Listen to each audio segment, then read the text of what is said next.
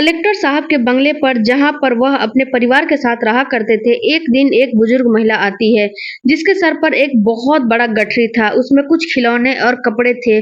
वह जाकर वॉचमैन के से अंदर जाने के लिए बोलने लगती है। तभी वॉचमैन उन्हें रोकथाम करने लगता है। उनसे पूछता है कि आपको किससे मिलना है और क्या काम है। उसके बाद से बुजुर्ग महिला बताती है कि मैं तुम्हारे साहब की माँ हूँ और मैं उनसे मिलने के लिए गांव से आई हूँ। अब इस बात को देखकर पहले तो वॉचमैन हैरान हो जाता है, क्योंकि उस माँ की हालत बहुत ही ज़्यादा खराब थी। उसके जो है मैले-कुचैले कपड़े, फटे पुराने कपड़े और सर पर एक मैले गठरी रखी हुई थी। उसे देखकर उसे विश्वास नहीं होता है कि उसकी साहब की माँ ऐसी हैं।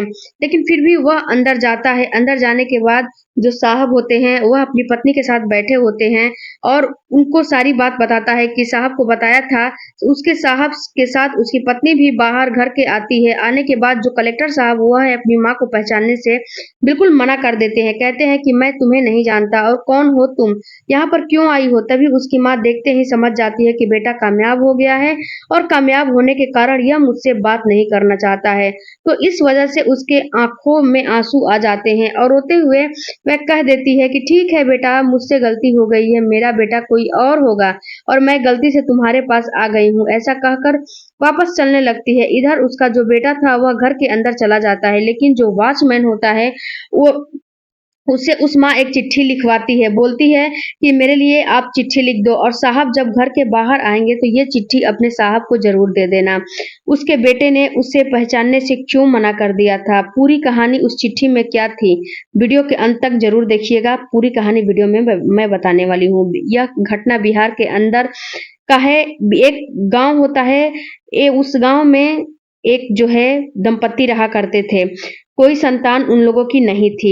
वह लोग हर जगह पर जाया करते थे, जहाँ भी लोग बताते थे, डॉक्टर से इलाज करवाते करवाते गए, मंदिर के लिए कोई जाने के लिए बोलता, जिस दरगाह के लिए बोला करता, हर जगह जाकर वह अपनी संतान के लिए प्रार्थना किया करते थे। कहा करते थे कि भगवान अगर बच्चा हो गया तो उसके बाद सबसे पहले यहीं पर आएंगे। इसी तरह उनका दिन व्यतीत होता रहता है। धीरे धीरे कुछ समय और बीतता है और कुछ समय बाद अचानक से उनकी पत्नी गर्भवती हो जाती है। कुछ दिनों बाद उसे एक बच्चा होने वाला था। यह बात अपने पति को बताती है। उसका पति जो काफी दिनों से अपनी संतान की राह देख रहा था, इसी वजह से वह शराब पीने लगता था। अब इस खुशी को देखकर वह और भी ज्यादा शराब पीने लगता है, क्योंकि अब तक वह सोच रहा था कि मुझे कोई संतान नहीं होगी, लेकिन जैसे उसे पता चलता है कि तुझे संतान होने वाली है तो और भी ज्यादा खुश हो जाता है और इसी खुशी में के कारण और भी ज्यादा शराब पीने लगता है। और धीरे धीरे उसकी पत्नी की डिलीवरी का टाइम आ जाता है। लेकिन जैसे उसकी पत्नी की डिलीवरी का टाइम आता है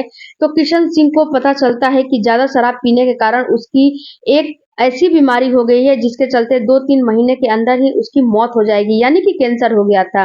अब इस बात को सोच सोचकर परेशान रहता है किशन सिंह। अपनी पत्नी को बिल्कुल भी इस बात के बारे में महसूस नहीं होने देता है। दोस्तों, धीरे धीरे डिलीवरी का समय आ जाता है। डिलीवरी हो जाती है और किशन सिंह की पत्नी शारदा ने एक फूल से लड़के को जन्म दिया था। अब लड़का घर के अंदर हुआ था तो उसके आने में और भी ज्यादा खुशियां मनाई जाती है। इधर जो किशन सिंह अपनी बीमारी को लेकर भी परेशान है, तो वह सोचता है कि कोई बात नहीं, चलो बच्चा तो हो ही गया है, मेरा बस जो है मेरा क्या है। और उसके बाद इस खुशी के मौके पर और भी ज्यादा शराब पीने लगता है। अब शराब की ओवरडोज होने के कारण अचानक से उसकी बीमारी और भी ज्यादा जोर पकड़ लेती है और इसी कारण से उसकी अचानक से मौत हो जाती है। अब घर के अंदर दो माहौल बन गए थे, खुशी का था और एक गम का था। लेकिन साथ में उसके पति की मौत हो चुकी थी। इस बात से शारदा बहुत ज्यादा परेशान होती है। अब उसकी उम्र भी ज्यादा हो चुकी है। अब वह सोच रही थी कि अब मैं क्या करूं, तो क्या करूं। अब इसके बाद पड़ोसी आस पड़ोस के लोग कुछ दिन तक उसको मदद करते हैं, लेकिन कुछ दिन बाद बच्चे जो आस पड़ोस के लोग होते हैं मदद करने के लिए मना कर देते हैं। शारदा अकेली हो चुकी है और बच्चे को पालने की जिम्मेदारी उसी के ऊपर है। इसके बाद शारदा अपने बच्चे को पालने के लिए दूसरों के घरों में काम करना स्टार्ट कर देती है, क्योंकि उसके पति मजदूर थे, उनके पास कोई खेती बाड़ी तो थी नहीं, केवल एक गांव का एक छोटा सा घर था जो उन्हें विरासत में मिला था। और इसी घर को शारदा ने अपने जो शारदा के पति हैं छोड़कर और वहाँ पे भरण-पोषण करने के लिए धीरे-धीरे उसका लड़का जो है बड़ा होने लगता है, उसका नाम रंजीत रखा जाता है, उसको पढ़ने के लिए स्कूल में भेजने लगती है और फीस जो भरा करती है और ऐसे ही करके धीरे-धीरे समय व्यतीत होने लगता है। उसका लड़का 10वीं क्लास में आ गया था और जैसे वह 10वीं क्लास में आता है, एक दिन उसकी माँ स्कूल से लेने गई थी, तो वह अपनी माँ से बोलता है कि माँ तुम स्कूल मत ले आया करो, यहाँ पर जितने भी बच्चे हैं वह सारे के सारे मेरे मजाक उड़ाते हैं, कहते हैं कि तेरी माँ तो दूसरों के घर में काम करती है और तू तो एक नौकरानी का बेटा है। क्योंकि दोस्तों शारदा ने अपने बच्चे का एडमिशन एक बहुत अच्छे स्कूल में कराया था और स्कूल के अंदर जिन घरों में वह काम किया करती थी, उन घरों के बच्चे भी पढ़ा करते थे। वह लोग कहते थे कि तेरी माँ तो हमारे घर में काम करने लगती है और तू उसका बेटा है और जो जो तेरी माँ है बहुत गंदी है। साल के बेटे मुँह से ऐसा जो है बात सुनकर शारदा को बहुत तकलीफ होता है। तब कहती है कोई बात नहीं, बच्चे को शायद बुरा लगा होगा, इसी वजह से इसने ये बात बोल दिया है। ठीक है बेटे, अब तो बड़ा हो गया है, तू अब अपने अपने घर आना जाना स्कूल से, मैं तुझे नहीं लेने आऊंगी। धीरे धीरे समय एजुकेशन कंप्लीट हो जाता है बीतने के साथ साथ।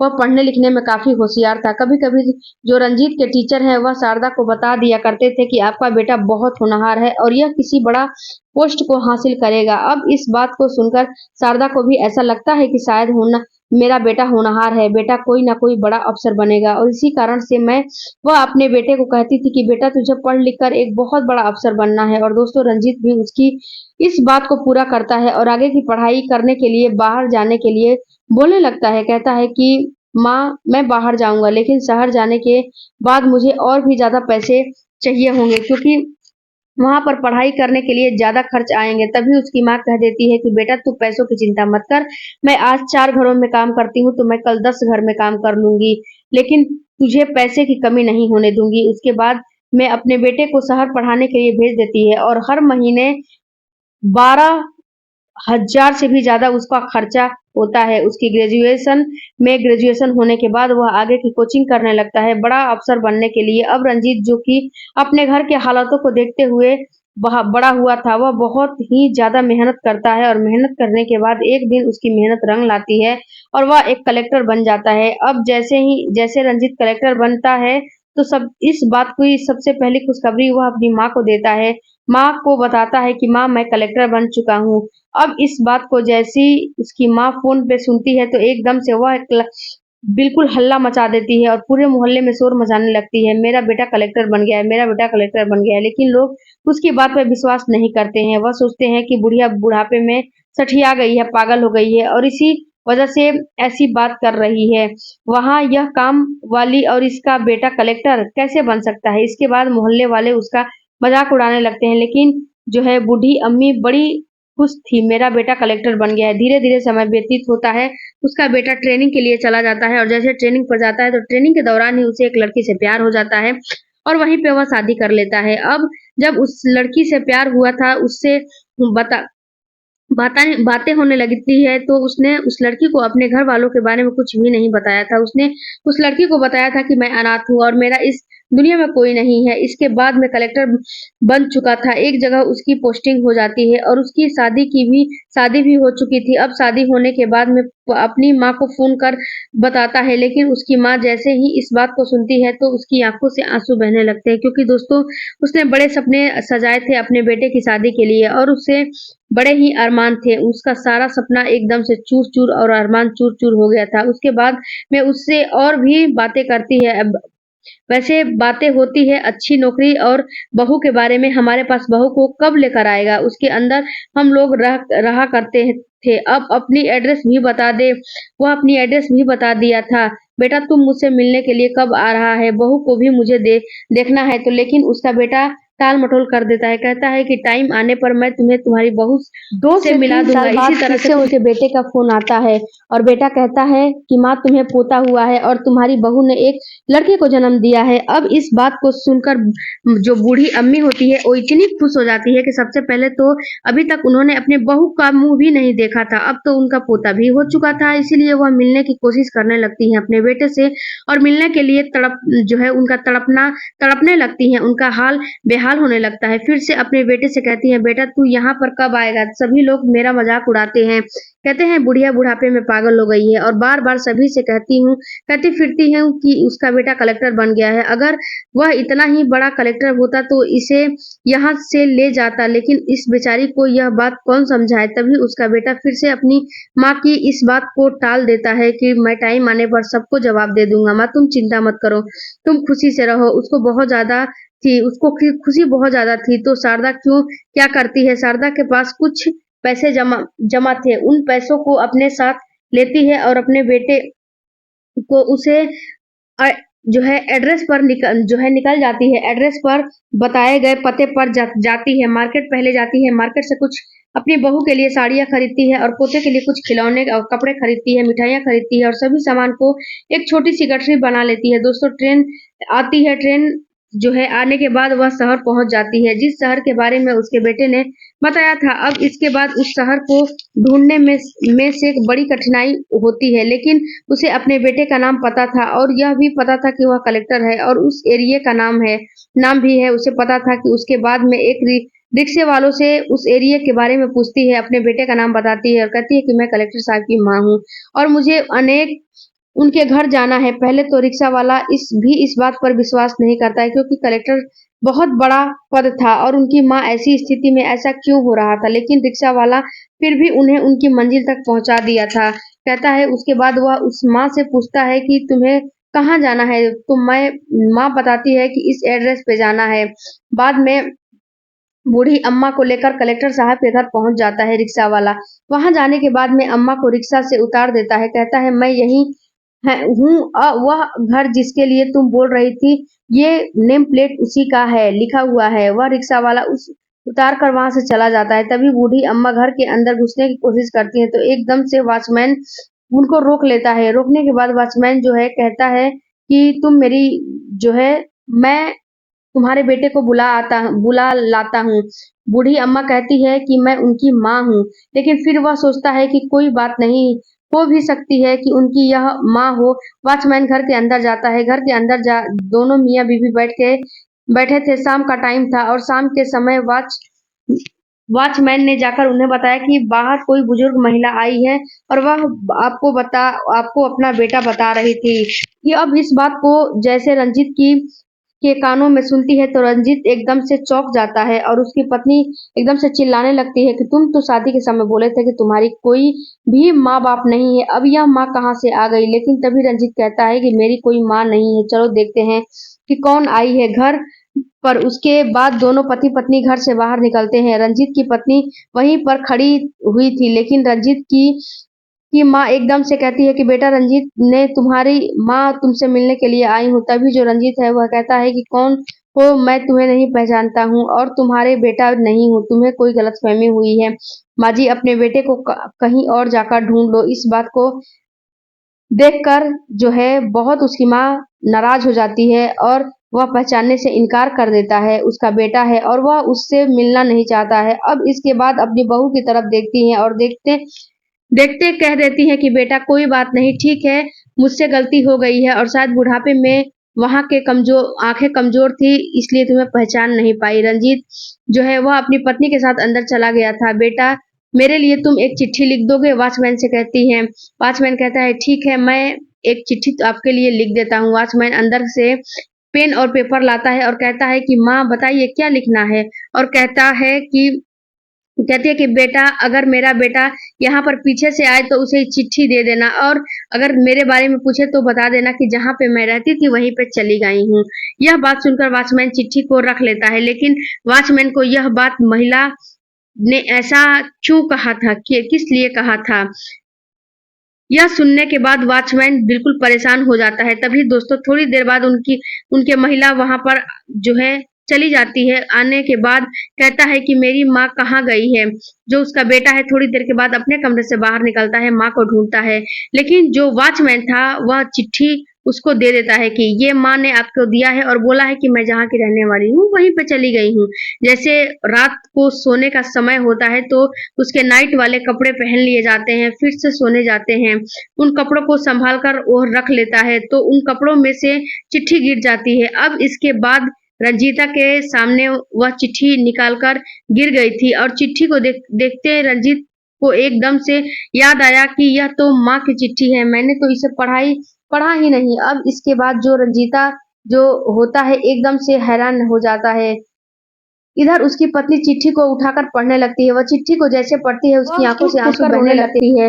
इसके बाद में अपने पति की तरफ देखती है और कहती है कि तुम ऐसा भला कैसे कर सकते हो? तुम्हारी तो माँ है जिसने तुम्हें मजदूरी करके पाल पोस कर बड़ा किया था और तुम ऐसा कर दिए अपनी माँ के साथ। उसे पहचानने से इनकार कर दिए। रंजीत इतना सुनने के बाद अपनी पत्नी से कहता है कि मुझे माफ कर दो।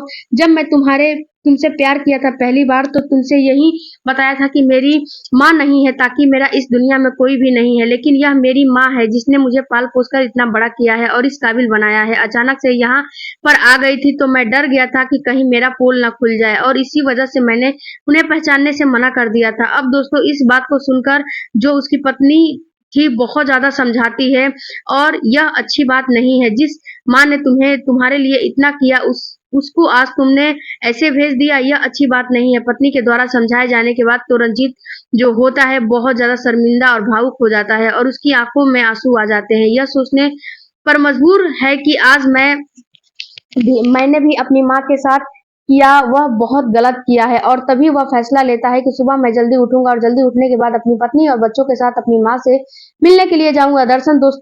दरअसल दोस्तों आप सोच रहे होंगे कि उस चिट्ठी में क्या लिखा हुआ था। तो उस चिट्ठी में उसकी माँ ने लिखवाया था वॉचमैन से कि बेटा मैं तुम्हें पाल पोस कर इसीलिए बड़ा नहीं किया था कि तुम मुझे ही भूल जाओ, लेकिन मैं समझ चुकी हूँ कि और तुम बड़े आदमी बन गए हो और बड़े आदमी बनने के बाद अब तुम्हें मेरी कोई जरूरत नहीं है। तुम्हारा एक परिवार है। मैं दुआ करूंगी कि तुम अपने परिवार के साथ खुश रहो और भगवान ना करे कि तुम्हारा बेटा तुम्हारे जैसा करे। यह बात तो सही थी, सही लिखी हुई थी। इसके बाद दूसरे दिन होते ही सुबह दोनों पति पत्नी और छोटे से बच्चे को लेकर सीधा उसी गांव में पहुंच जाता है जहां पर उनकी मां रहा करती थी। वहां पर जाने के बाद जो रंजीत है वह अपनी मां से माफी मांगता है और पत्नी को अपनी मां से मिलवाता है। इधर जो उसकी पत्नी थी वह अपनी सास के पैर छूती है और अपने पति के हरकत के लिए जो है माफी मांगती है। वह मेरी वजह से हुआ है क्योंकि इन्होंने मुझसे कह दिया था कि मेरा कोई भी नहीं है इस दुनिया में और अचानक से जब आप उनके सामने आ गई तो उन्हें कुछ भी समझ नहीं आया कि उस टाइम पर उसे क्या करना चाहिए। इसी वजह से उन्होंने ऐसा बोल दिया था, लेकिन रात भर इनका बुरा हाल कर दिया था और वह रो रहे थे। मैं अपनी माँ के साथ बहुत गलत किया हूँ। इसके बाद माँ की ममता भी जाग जाती है और वह भी अपने बेटे को सीने से लगा लेती है। उसके पास गठरी थी, उसको पास में लाई थी। गठरी के अंदर से साड़ी और खिलौने अपने पोते को देती है, साड़ी अपनी बहू को देती है और पूरे मोहल्ले वालों से चिल्ला चिल्ला कर कहती है कि यह लोग मेरा बेटा आ गया है जो कि जिला कलेक्टर बन चुका है। अब उसको देखने के बाद मोहल्ले वाले भी एकदम से चुप हो जाते हैं और इसी बात के बारे में सोचने लगते हैं कि यह बुढ़िया सही कह रही थी कि इसका बेटा तो सच में ही जिला कलेक्टर है। इसके बाद जो जिला कलेक्टर साहब है वह अपनी माँ को भी अपने साथ ले जाते हैं और वहीं पर उसे बंगले के अंदर अच्छी तरह से रखा करते हैं। कलेक्टर साहब जॉब करने के लिए जाया करते थे। पीछे से उनकी पत्नी और उनकी माँ एक दूसरे के साथ खड़ी बड़ी अच्छे तरीके से मिलजुल कर रहती थी, बच्चे को धीरे धीरे बड़ा कर रही थी। दोस्तों यह थी कहानी जहाँ पर एक कलेक्टर साहब ने अपनी माँ को पहचानने से ही मना कर दिया था, जबकि उसकी माँ ने उसे पाल पोस कर इसीलिए बड़ा नहीं किया था। आप क्या कहना चाहते हो कलेक्टर के बारे में? क्या कहना चाहते हो कलेक्टर की माँ के बारे में और क्या कहना चाहते हो कलेक्टर साहब की पत्नी के बारे में? आपको जो भी राय कमेंट सेक्शन में लिख सकते हो, लोगों के साथ शेयर कर सकते हो। दोस्तों यह कहानी को सुनाने का उद्देश्य किसी को परेशान करना बिल्कुल भी नहीं है। यह कहानी आपको इसलिए सुनाई जाती है ताकि आप लोग इस कहानी में से कुछ ना कुछ सीख सको और अपने जीवन में इस चीजों को अप्लाई कर सको। मिलती हूँ अगले वीडियो में, तब तक धन्यवाद। थैंक यू फॉर वॉचिंग और अपनी माँ के साथ ऐसा कभी नहीं करे। परिवार